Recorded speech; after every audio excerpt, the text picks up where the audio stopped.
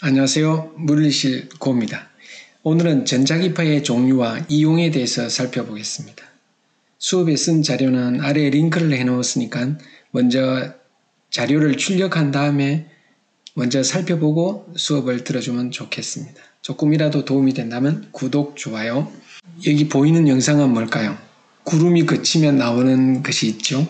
이 학생이 이제 지나갈 때 요즘은 코로나로 인해서 체온이 얼마가 되는지를 살펴보고 있습니다.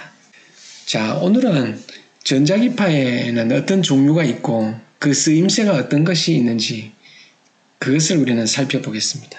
이 뒤에 보이는 것을 보면 무슨 장치일까요? 이 뒤에 보면은 고전압 발생 장치다 이렇게 나와 있습니다. 여기에 전원을 켠 것이고 여기 보면은 번개불이 번쩍하고 있죠. 그런데 이상하게 여기에 보면은 LED가 여기 있는데 파란색 LED가 그냥 빛나고 있습니다. 특별한 장치가 없는데도. 여기 보면 다리가 두 개가 있죠. 그냥 이렇게만 했는데도 불이 왔다는 사실이죠. 전선이 떨어져 있는데도. 자, 이런 실험은 처음으로 한 사람이 바로 헤르츠라는 분입니다. 1887년. 여기에 굉장히 높은 전압을 만들어낼 수 있는 유도 코일이 있습니다. 코일에다가 양 끝에 금속을 연결한 다음에 여기 끝 지점을 가까이 되면은 한쪽은 플러스 한쪽은 마이너스 되면은 여기서 방전이 일어나는데 이럴 때 이 여기서 가까운 거리에 구리로 만든 금속을 이렇게 놓고 여기 놓으면 여기서도 놀랍게도 불꽃이 튄다는 점이죠.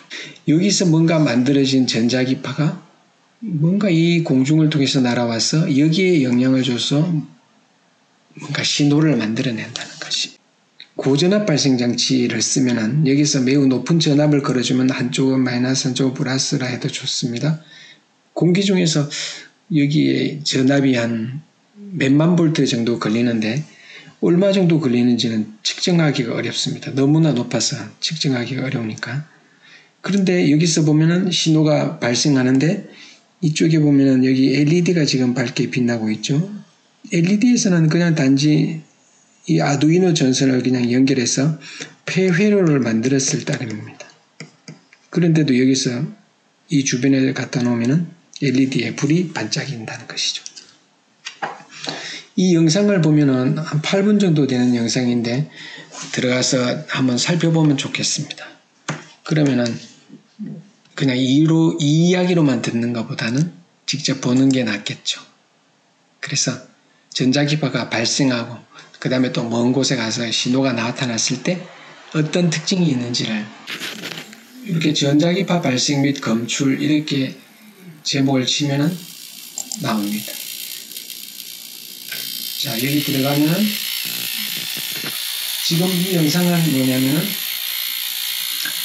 옆에 전등을 약하게 스위치만 올려놓은 상태에서 여기서 고전압 발생 장치를 불꽃이 튀게 만들어주면 이 튀는 순간에 불이 꺼졌다 켜졌다 하는 게 보이죠? 그 다음에 LED에 불이 밝게 빛나는 것도 살펴볼 수 있고 그 다음에 여기 보이죠? 가까이 갔을 때 LED의 불빛 그 다음에 어떤 거리에 따라서 차이도 살펴볼 수가 있습니다. 이것은 뭐냐면은 LED에 그냥 빵판이라고 하죠. 브레드보드 빵판에다가 폐회로가 되어 있지 연결되지 않은 초록색 LED의 불이 위치에 따라서 달라지고 있습니다. 그것도 있고 여기 가서 살펴보면 여러 가지 실험도 할 수 있고 그 다음에 온도차로 인해서 저기 선풍기 날개를 돌리는 것도 있습니다. 자, 가서 꼭 한번 보기 바랍니다. 자, 고전압 발생 장치에서 뭔가 전자기적인 전자기파가 발생했을 때 이 주변에 어떤 회로를 구성하면은 이것이 손이 없이도 날아가서 뭔가 신호가 전달된다는 걸 알 수가 있습니다. 전기를 띤 입자들이 진동을 하면은 주변에 뭔가 파동을 만들어내는데 이때 이 파동을 우리는 전자기파라고 말을 할 수가 있는데 그것의 어떤 특징에 따라서 아주 파장이 짧은 감마선, 그보다는 좀 더 긴 X선, 그 다음에 UV 울트라바이올릿 자외선, 그 다음에 우리 눈에 보이는 가시광선 영역이 있습니다. 바로 여기가 보라색 쪽에 바깥에 있는 것이 자외선, 그 다음에 빨간 거 밖에 있는 걸 적외선이라 말하죠. 바로 인프라레드. 인프라라는 말은 우리 많이 들어봤지만 뭐뭐 아래에, 그래서 빨강 아래에 있다. 그래서 IR 인프라레드라는 말 쓰고, 그 다음에 이거보다 파장이 긴 것은 마이크로웨이브, 우리 전자레인지에서 주로 쓰는 신호라 말할 수 있겠죠. 그 다음에 FM 라디오, AM 라디오, 그 다음에 이보다 더 긴 전파. 보통은 우리 이쪽에 있는 걸 뭉뚱그려서 우리 전파다 이렇게 말하죠. 마이크로웨이브다 이렇게 말했습니다. 마이크로파. 그런데 전자레인지라는 말 자체가 영어로는 마이크로웨이브가 되는 거죠. 이 수많은 전자기파 영역 중에서 누가 제일 파동의 속력이 빠를까요?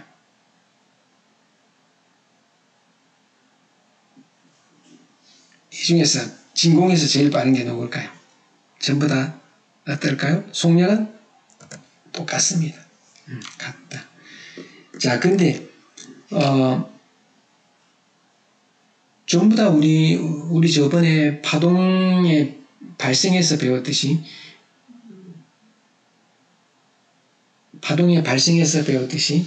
모든 전자기파는 횡파라고 우리는 배웠죠. 파의 진행 방향에 대해서 매질이 뜨는 것 또는 오는 도중에서 뜨는 것은 수직으로 뜬다. 그런데 사실 전자기파는 매질이 없어도 자체로 갈 수 있죠. 어쨌든 진행 방향과 진동하는 방향이 수직하게 온다는 사실이죠. 자, 이랬을 때 우리 아까 전부 다 속력이 진공에서는 같다고 했는데, 자, 이쪽으로 가면 갈수록 파장이 길죠. 파장이 깁니다. 그 다음에 이쪽으로 감마선 쪽이 파장이 매우 짧습니다. 파장이 매우 짧다. 자, 그러면 우리는 이 진동수와도 연관을 지을 수 있는데, 우리 저번에 우리 배웠듯이 파동의 속력은 한 주기 동안에 한 파장 간다 했고, 주기분의 1이 진동수라고 했죠. 자, 근데 이때 우리는 대상이 바로 빛의 속력과 똑같으니까 모든 전자기파는, 그러면 보통 일정하다고 해서 V 대신에 C 일정한 상수, C 콘스탄트처럼 이 진공에서 빛의 속력이라고 보통 쓰죠. 자, 이럴 때 요것이 일정하니까 우리가 파장이 길면은 마치 엄마와 아빠가 아기 손을 잡고 쭉 같은 빠르기로 걸어간다면은 어린아이는 보폭이 짧기 때문에 빨리 쫑쫑 걸어야 되죠. 그러면 파장이 짧으면 짧을수록 진동수가 크다 이래 말할 수 있겠죠. 그래서 우리는 이 중에서 전자기파 중에서 매우 파장이 짧은 감마선은 진동수가 매우 크다 말을 할 수가 있습니다. 그래서 감마선 쪽이 진동수가 매우 크다. 진동수를 보통 F라 놓으니까 프리퀀시 크다. 그럼 우리 아까 엄마가 애기 손 잡고 갈 때 엄마 아빠는 보폭이 기니까 성큼성큼 천천히 걷죠. 근데 애는 파장이 짧은 대신 빨리 쫑쫑 오니까 진동수가 크다 말을 할 수가 있겠죠. 이 중에서 우리는 어떤 쪽이 에너지가 많느냐 이러면은 우리 파장이 짧은 쪽, 진동수가 큰 쪽이 에너지가 많다 말을 할 수 있습니다. 그래서 보통 비달갱이를 이르기도 하지만은 보통은 이는 플랑크 상수 곱하기 광자의 진동수. 그래서 광자 에너지는 플랑크 상수 곱하기 진동수다. 이렇게 쓸 수가 있죠. E는 HF에서 우리 아까 C는 F 람다를 쓰면 F 대신에 람다분의 HC를 쓰면 바로 광자 에너지가 크려면은 파장은 짧은 게 좋고 파장이 짧을수록 크다. 또는 진동수가 클수록 크다. 이렇게 말할 수가 있습니다. 자, 그러면은 각각의 특징에 대해서 먼저 한번 살펴보겠습니다. 자, 전자기파가 이용되는 것에 예를 한번 살펴보는데, 자, 일단 우리가 이쪽으로 가면 갈수록 파장이 어떻다 했습니까? 짧다. 파장이 짧은 것은 에너지가 많다 이렇게 말했습니다. 크다. 에너지는 진동수에 비례하니까 진동수도 크다. 이쪽으로 하면 진동수는 작다. F가 작다. 파장은 길다. 파장을 우리 람다로 놓으니까 길다. 자, 그림에도 잘 나와 있죠. 우리가 보통 볼 수 있는 영역을 우리는 가시광선이다 이렇게 말을 합니다. 자, 가시광선은 보통 파장이 400나노미터에서 한 700나노미터쯤 되는데 이 나노라는 것은 400 곱하기 10의 마이너스 9선 미터 이렇게 쓰죠. 10의 마이너스 9제곱미터. 그러면 이제 진동수 구하는 것도 할 수는 있겠죠. 우리 C는 F랍니다. 이랬으니까 요거 우리 보통 3 곱하기 10의 8승미터/세컨드 되죠. 빛의 속력이 1초에 30만 킬로미터 정도 되는 걸 미터로 환산하면 이렇게 되겠죠. 그러면 각각의 경우 파장만 알면은 진동수도 금방 구할 수 있겠죠. 그리고 요거 뒤에 가서 한번 구해 보겠습니다. 자, 이 중에서 굉장히 투과력이 좋은 것들은 뭘까요? 바로 감마선이라고 말을 할 수 있습니다. 이 감마선은 파장이 짧으면서 진동수도 매우 커서 에너지가 매우 강합니다. 그래서 이 암세포 같은 거를 죽일 때 주로 쓰기도 하고, 우리가 의료기기 같은 데는 세균이나 박테리아 같은 것들이 있으면 안 되니까 이런 것들을 살균할 때 주로 쓰고, 그 다음에 여러분들 슈퍼마켓에 가보면은 보통 훈제한 뭐 고기나 이런 것들 보면은 감마선 조사식품입니다 이런 게 적혀 있습니다. 이럴 때 보통 코발트 60을 쓰고 있는데, 이런 데에는 세균이나 바이러스 같은 것들이 있을 때 이걸 죽이면서 쓰면은 그 식품이 오래 보관될 수 있겠죠. 그래서 이 감마선을 이런 데 쓰고, 그 다음에 잘 안 보이는 부분은 우리가 예를 들어 어떤 건물을 짓는다든가 항공기 같은데 내부에 뭐 어떤 균열이 생겼을 때 이걸 보이지는 않은데 어떻게 할 수가 없죠. 검사하기 어려울 때 이때 감마선이나 보통은 X선도 쓰기도 하는데, 이래 쓰면은 그 안 보이는 부분에서 그 신호가 어떻게 나오는지 균열이 있는지를 알아낼 수가 있겠죠. 이런 게 바로 비파괴 검사라 말을 할 수 있습니다. 자, 이런 것에 쓰이는 것이 바로 감마선이다. 굉장히 투과력이 좋고, 우리 그 방사선이라는 말 들어봤겠지만 알파 입자는 헬륨의 핵인데 이것은 종이 정도로 막히죠. 근데 전자가 나오는 거는 우리 베타선 보통 뭐 마이너스 전자도 있고 플러스 전자도 있지만은 이런 것들은 알루미늄 정도는 뚫고 가지 못하지만, 근데 감마선은 매우 두꺼운 금속 종류도 잘 뚫고 지나가죠. 콘크리트도 잘 뚫고 지나가고, 이런 투과적인 성질이 강하기 때문에 에너지도 많고 해서 막 세포들을 죽인다든가 이런 데도 많이 쓰이고 있습니다. 그 다음에 우리 공항 검색대에 가보면은 이제 짐을 싼 그 가방을 검사할 때 바로 통과하는 데가 바로 뭘까요? 바로 이거죠. 뼈 사진 찍는 데도 쓰기도 하고 바로 X선을 사용하고 있습니다. 우리 보통 보면 어때 결핵 검사할 때도 쓰고 뼈 부러지는 부분을 쓰기도 하고, 아까처럼 공항 검색대에 보면은 그 내부를 일일이 검사하기가 어려울 때는 바로 X선을 쪼이면 이 안에 무슨 물품이 있는지, 위험 물품이 있는지 이런 것들을 찾아낼 수가 있습니다. 또 다른 데는 컴퓨터 단층 촬영이라 해가지고 CT 촬영이라는 말 들어봤죠. 그래서 우리는 어떤 아주 미세한 부분에 골절이 있는 거나 안 그러면 장기들을 촬영하는데 X선 단층 촬영을 쓰기도 합니다. 그 다음에 우리가 보면은 음식점에 간다든가 하면은 숟가락이나 젓가락 같은 거 그 다음에 물컵 이런 것들을 살균하는 데 쓰이는 게 바로 뭘까요? 바로 자외선이죠. 자외선은 우리 피부를 태우면서 검게 만들기도 하고, 그래서 피부암을 유발하기도 하지만은 그 살균하는 데도 쓰기도 하고, 그 다음에 우리 몸에서 비타민 D를 합성하는 데도 필요하다고 볼 수 있습니다. 가시광선은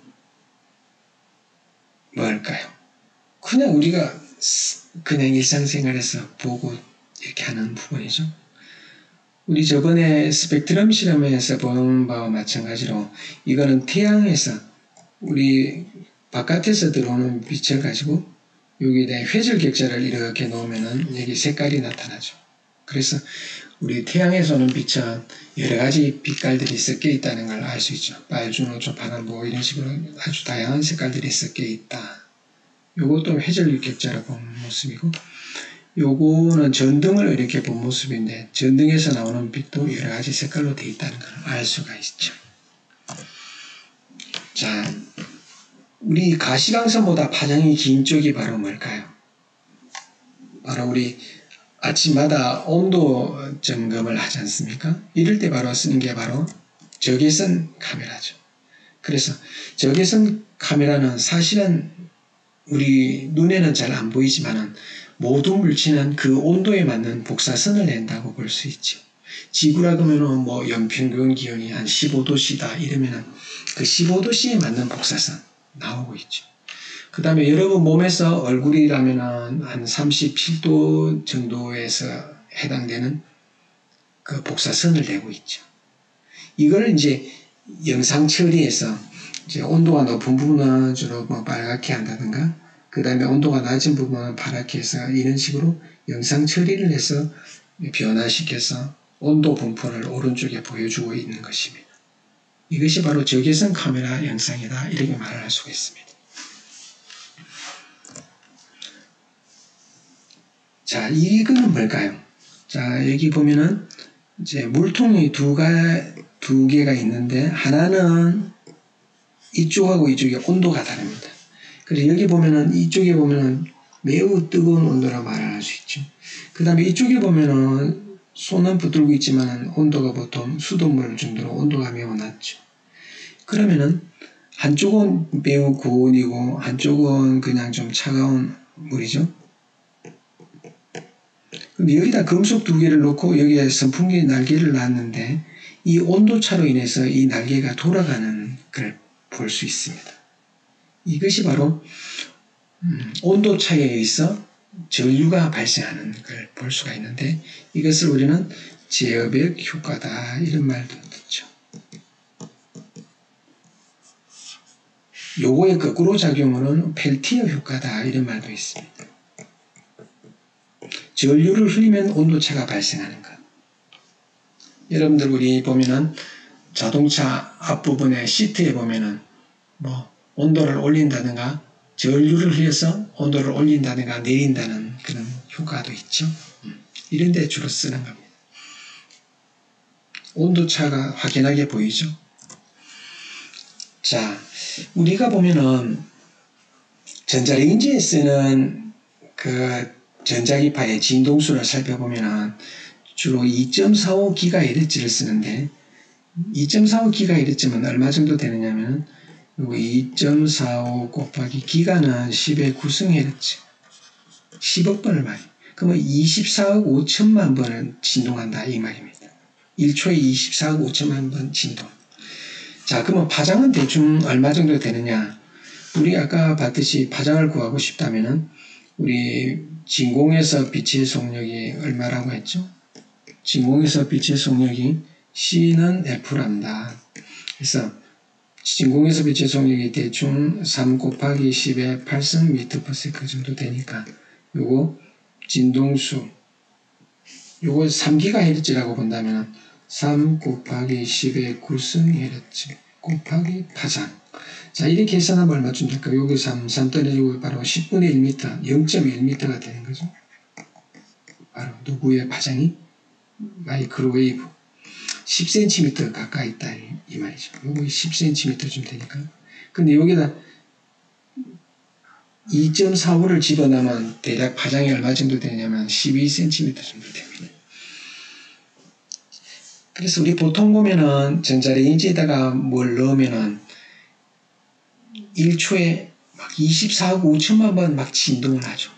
그러면서 전기장이 막 바뀌면서 물 같은 걸 넣었을 때 주변에 물 분자들을 막 진동을 시키면서 비비게 만들어서 뜨겁게 만들어줘서 뭔가를 데우는 데 쓰죠. 그래서 우리 보통 뭐 파장이 얼마인가 이런 걸 재는 실험 중에 하나가 초콜릿을 넣어가지고 녹는 부분이 얼마 간격으로 되어 있나 해서 빛의 속력을 또 재기도 합니다. 진동수를 할 경우에는 또. 우리 전자레인지를 켰을 때 주변에 전자파가 얼마 정도 나오는지를 재는 그런 실험을 할 수도 있습니다. 자, 그러면 우리 휴대폰도 보면은 여러 번 쓰고 있는 것이 전자기파가 결국은 오는 거죠. 자, 우리 휴대폰 중계기 보면은 지붕 위에 있는데 어떤 사람들은 지붕 위에 이 휴대폰 중계기 때문에 막 두통을 호소하고 막 몸에 안 좋은 증상을 또 말하기도 합니다. 이 전자기파의 어떤 또 장애도 무시 못하고 있습니다. 그 중에 우리 한 예로 우리 이분들의 연구를 잘 살펴보면 2010년도에 이분들이 연구한 거 보면은 휴대폰에 오는 신호로 LED를 켜는 실험이 불을 반짝이게 하는 실험이 있습니다. 휴대폰의 파장이 얼마 정도 되죠? 휴대폰으로 오는 그 신호의 파장이. 자, 휴대폰 쓰는데 우리 진동수는 여러 영역이 있지만 우리 옛날에 보면 한 800MHz 정도 되죠. 또는 우리 옛날에 보면 어떤 회사에서 보면 기가 이름 말 쓸 때 보통 한 1GHz 영역쯤 됩니다. 세대마다 좀 진동수는 다르지만 그러면 대충 1GHz라면 파장이 얼마 정도 될까요? 그럼 아까 우리 C는 F람다에서 10의 3 곱하기 10의 8승 제곱미터 퍼세컨은 진동수가 10의 9승이니까 헤르츠 곱하기 휴대폰의 파장. 이거 계산하면은 바로 뭘까요? 휴대폰의 파장은 요거 10의 9승 8이니까 10분의 3m가 되죠. 바로 0.3m.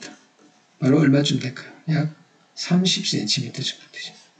그래서 요 진동수가 800MHz에서 1기가 좀 넘고 2기가 되고 하지만은 우리 예전에 보면은 요것의 길이를 얼마 정도로 했을까요?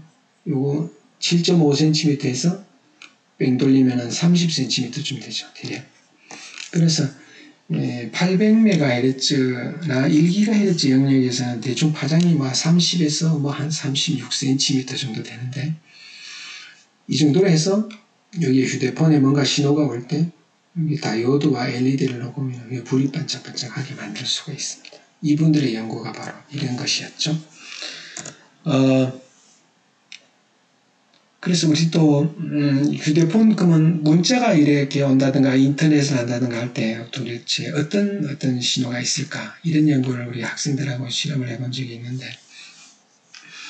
여기서 실험을 해보면은 서로 파장대를 알기 위해서 여기는 이제 100Hz 신호를 준 거고 이제 휴대폰에 데이터 전송이 있을 때 딱 살펴보면 이게 이제 휴대폰에 데이터 전송이 올 텐데 그 오는 거에 따라서 여기 신호가 딱딱딱딱 뜨죠.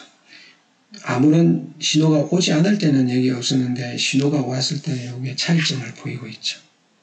그래서 이런 휴대폰에 뭐 문자가 온다든가 데이터가 뭐 올 때 이런 것들도 좀 더 세밀하게 살펴보면 신호를 측정할 수 있구나 이런 걸 알아낼 수가 있습니다. 그 당시에 우리 고리의 길이는 36cm 정도 됩니다. 36.1cm.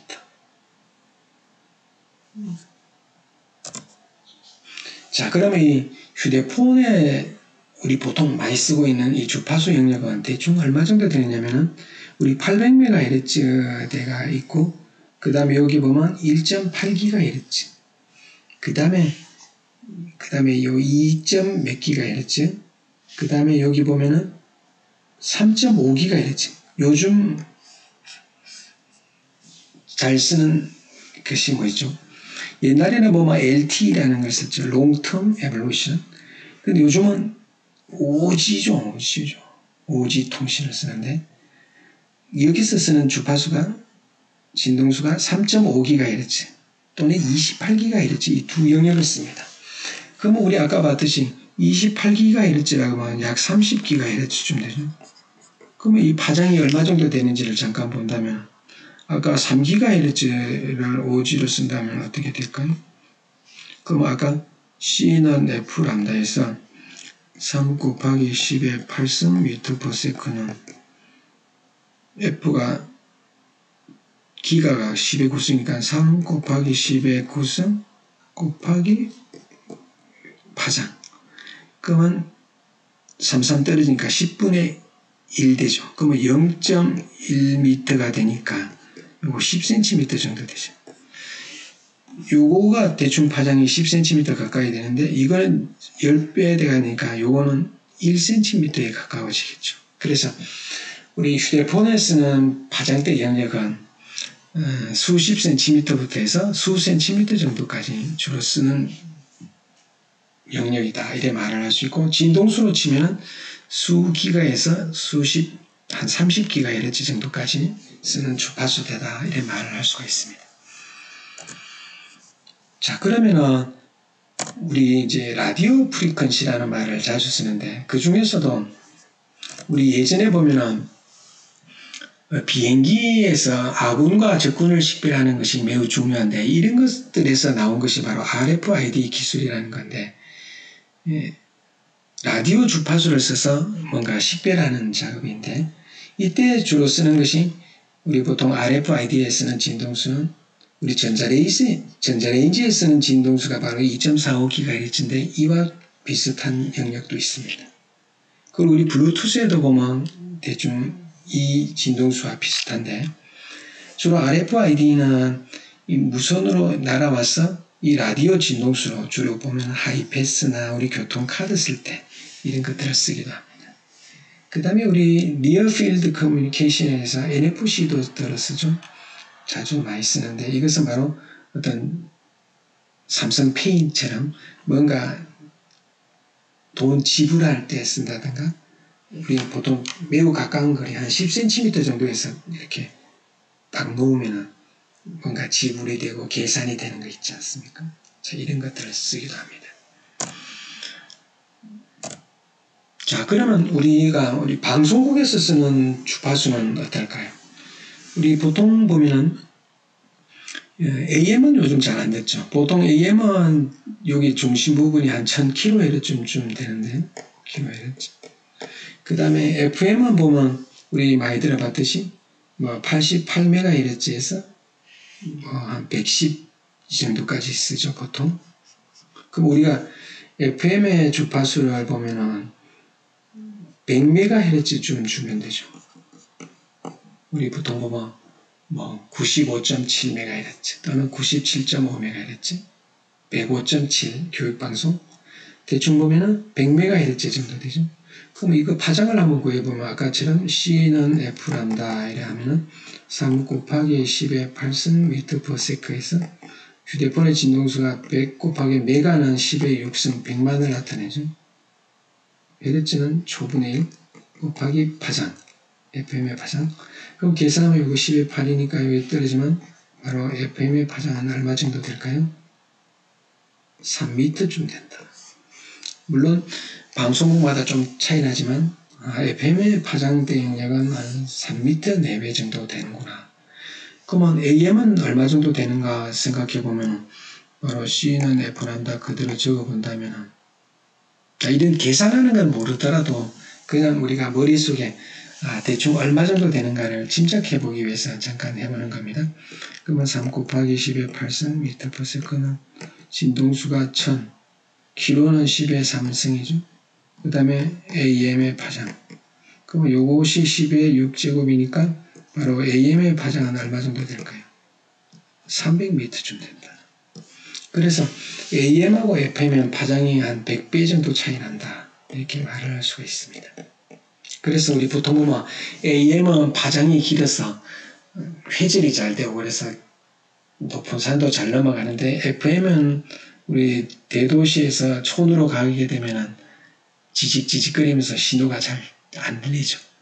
파장이 짧은 건 회전이 잘 안 돼서 그렇다, 이래 말을 할 수 있죠. 자, 그 다음에 우리 AM, FM 말고도 더 쓰는 영역이 어떻습니까? TV나 베리 하이 프리퀀시, 그다음 울트라 하이 프리퀀시 보면 진동수가 차이가 나죠.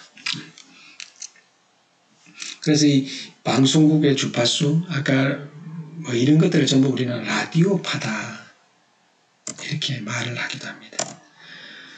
그래서 우리 이제 방금 봤듯이 라디오파를, 영어적인 라디오파를 뭉뚱그리면 우리 전파라고 번역할 수 있는데, 이것이 바로 마이크로파나 TV파, 라디오파 이런 것들을 다 합쳐서 우리 라디오 웨이브다 이런 말씀입니다. 그래서 우리 이때까지 살펴본 것을 보면은 이쪽으로 갈수록 파장이 짧은 대신에 에너지가 많다, 에너지가 크다, 투과력이 좋다, 에너지가 강하면 투과력이 크죠. 에너지가 많다, 파장은 짧다, 진동수도 크다. 자, 일로 갈수록 요거의 반대다 이렇게 말을 할 수 있고, 각각의 쓰임새, 감마성 같은 거는 에너지가 강해서 암세포를 죽이는 데 쓰기도 하고, 뭔가 비파괴 검사, 그 다음에 감마선 조사, 음식 같은데 상하지 않게 할 수도 있고, 의료기기 같은 거, 그 다음에 X선 같은 거는 뼈 촬영이나 단청 촬영 같은 거, 그 다음에 살균 소독하는 거, 그 다음에 뭐 이런 것들, 통신에 주로 쓰는 것들, 전파 이런 것들을 말할 수 있겠죠. 그리고 뜨거운 물질이나 이런 것들은 적외선이 나온다고 했죠. 그러니까 적외선 영상 이런 것처럼. 뭐 오늘 배운 것은 약간의 외우는 성향이 좀 있기도 하면서 그냥 조그만 관심을 가지면 쉽게 해결할 수 있는 것들이죠. 자, 그럼 우리 이 중에서 한번 살펴보겠습니다. A는 바로 뭐냐? 귀에 들리는, 스피커를 통해서 귀에 들린다면 이건 소리를 말하죠. 그 다음에 안테나를 통해 수신되는 파동. 휴대폰 안테나에서 우리 보면, 그러니까 휴대폰의 진동수가 굉장히 한 수십 센티미터 정도의 파장대 영역이라고 했죠. 전자기파. 자, 눈에 보이는 거는 우리 가시광선 영역이겠죠. 자, 이 중에서 파장이 제일 짧은 것은 C가 되겠고, 요거 두 개는 전자기파죠. 근데 소리는 음파죠, 음파. 전자기파는 매질이 없어도 갈 수 있고, 매질 속에 들어가면 소음력의 어떤 차이가 나타나요. 소리는 공기나 기체나 액체, 고체, 뭔가 매질이 있어야 되죠. 매질이 없으면 진행할 수가 없는 거죠. 자, A는 전자기파에 속한다. 이거 아니죠. 우리 아까 봤던 것, 감마선, X선, 자외선, 가시광선, 적외선, 뭐, 우리 이제 전파, 이런 것들이 이제 뭐, 전자기파죠. 그러면은, 누가 진동수가 클까? 우리 아까 봤듯이 파장이 짧은 쪽. 여기 우리 눈에 보이는 파장이 아까 400에서 한 700나노미터 정도 되죠. 우리 보통 보면 그 실험실이든 쓰는데 보면 빨간색 레이저, 요 색깔하고 거의 비슷한데 요런 색깔 나오면 거의 한 650나노미터 정도를 주로 많이 쓰죠. 근데 우리 아까 안테나를 통해 들어오는 거는 수십 센티미터쯤 되거든요. 한 30cm 내외. 아까 그 오지 통신을 쓴다면은 수 센티미터도 되죠. 10cm나 또는 수 센티미터. 계산하면 한 1cm까지도 나올 수도 있죠. 그 다음에 C는 매질에 상관없이 빛 속력이 일정하나. 그럼 우리 아까 여기서 이제 파동의 굴절, 우리 예전에 보면은 굴절 부분 배울 때 빛도 하나의 이제 전자기파인데 공기를 진행할 때하고 물속에 진행할 때 어떻습니까? 구부러져 간다 했죠. 속도의 변화가 생긴다는 걸 말할 수 있죠. 그래서 일정하지 않다. 그래서 답은 바로 뭘까요? 두 번째가 되겠죠. 오늘은 그 전자기파 중에서 각각의 쓰임새와 파장, 진동수, 에너지 이런 것들을 살펴봤는데 여기서는 어렵지 않고 그냥 각각의 쓰임새가 어떤 것들이 있고 어떤 특징이 있는가 이런 정도만 하면 충분히 수능 문제도 어렵지 않다 이렇게 볼 수 있습니다. 수업에 쓴 자료는 아래 링크에 들어가면은 학습지도 받을 수 있고 그 다음에 PPT 자료 수업하는데 마음껏 써도 좋습니다. 조금이라도 도움이 된다면 구독, 좋아요. 자, 오늘도 수고가 많았습니다.